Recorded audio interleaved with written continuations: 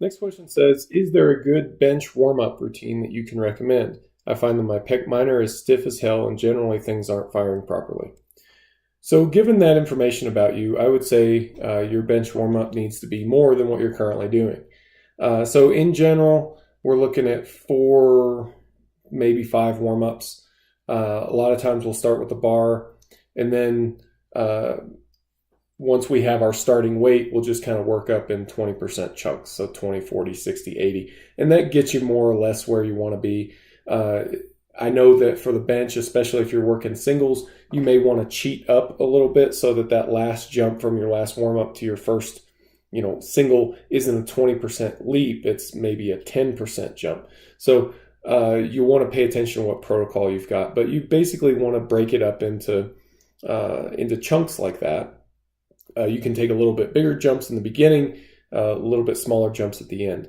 Now that's kind of a baseline warm-up, so it's 4 weighted warm-ups and plus the bar if you feel like you need it.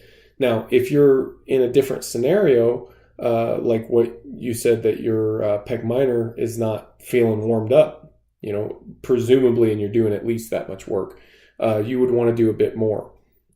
I can tell you, so for me, it's not pec minor. It's actually, pec major. I get a bit of tendon irritation as the block wears on. I don't necessarily do more warm-ups, but I do more reps in my warm-ups. So I'll take the bar and I'll take it for a few more reps than I normally would. And I'll make sure that I'm doing 10 rep sets with 135 and 225, and I'll make sure that I'm doing 5 reps with 315, and so normally I wouldn't do that many reps as I'm working up, but if my pec is bugging me, then I'll make sure to do that.